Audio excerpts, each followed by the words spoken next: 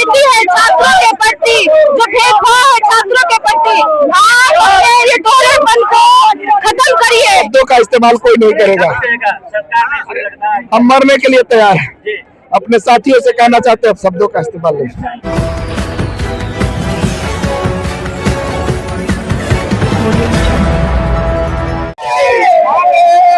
हमारी मांग है, लगभग 18 दिन से भूख हड़ताल में चल रही है। सरकार 24 तारीख को 10 बजे रात को कहती है कि छात्रों के लिए खुशखबरी है, लेकिन छात्रों के लिए खुशखबरी मिनट में उसका दौर बदल गया, उनकी नीयत बदल गई। इसलिए हम चाहते हैं कि आपका जो ये दोहरी नीति है छात्रों के प्रति, जो भेदभाव है छात्रों के प्रति, आप ये दोहरापन को खत्म करिए। ठीक है, छात्र यहाँ रोड पर आए हुए हैं, आपको दिखाई नहीं देता क्या?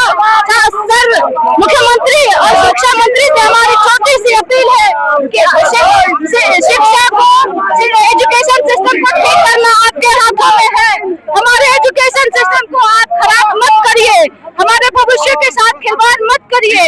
आप जो है गांधी अमन भाई देख रहे हैं कैसी स्थिति बनी हुई है, और ये गुंगी सरकार, ये बहरी सरकार जो अभी तक कोई किसी भी तरह का जब तक हमारी मांग को पूरा नहीं करेगा, तब तक हम आंदोलनों पे अपनी मांगों को लेकर डटे रहेंगे।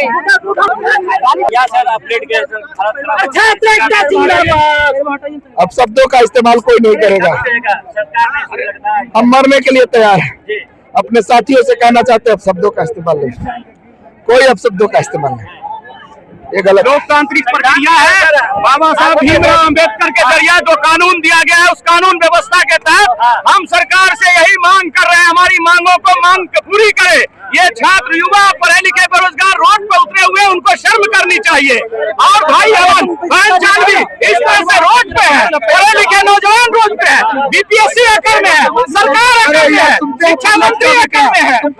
सरकार को होश में आना चाहिए। हम लोग आज सीएम आवास का घेराव का पहले से हमारा कॉल था, जो छात्र युवा संगठन का जो मोर्चा है, हम लोग आए हैं 2 बैरिकेडिंग तोड़ते हुए। हम लोग डाक बंगला चौराहा के पास हैं। अभी हम लोग बात कर रहे हैं कि डेलीगेशन मीटअप के लिए लेके चलिए हम लोगों को, और जिससे हमारा जो मांग है पूरा करिए। मांग पूरा अगर नहीं होगा तो आंदोलन तो अनवरत जारी रहेगा। मांग जब तक नहीं पूरी, 14 छात्र युवा संगठन है हमारे साथ, उन सारे से एक डेलीगेशन हमारे साथ अभी जाएंगे। क्या चीज? बिल्कुल, ये सरकार को समझनी चाहिए ना कि एकदम कल आप देख रहे हैं कि एक लोग जो कुमुद पटेल जी थे 21 दिन से अनशन किए और कह रहे हैं कि हमारे भाई है, भाई को जिंदा लाश बना दिए हैं, तब कह रहे हैं हमारे भाई है। इधर अनशन पर बैठे लोग हैं, उनको जिंदा लाश बनाने के फिराक में पड़े हुए और फिर कहेंगे कि हम छात्र को गले लगाते हैं। ये सरकार की दोहरी नीति है, ये सरकार को समझनी चाहिए। हम तो अपनी मांगों को लेके आगे हैं। देखिए, लगातार हम लोगों ने प्रयास किया कि मुख्यमंत्री जी से हमारी वार्ता हो, मुख्यमंत्री जी से हमारी वार्ता हो, लेकिन मुख्यमंत्री जी से वार्ता नहीं हो रही है। हम लोग बिहार को प्रगतिशील बनाना चाहते हैं, बिहार को आगे बढ़ाना चाहते हैं। बिहार पुलिस में क्वेश्चन पेपर नहीं दिया जाता है और मार्कशीट नहीं दिया जाता है, बच्चों को पता नहीं चलता है। देखिए, बिहार पुलिस की महिलाएं, आप इनसे ही पूछ सकते हैं ये चीजें। बिहार दरोगा में धांधली सेटिंग हुआ, बिहार के तमाम भर्ती प्रक्रियाओं में जो व्यवस्था है ये खराब हो रही है। इनके खिलाफ बच्चों में आक्रोश है।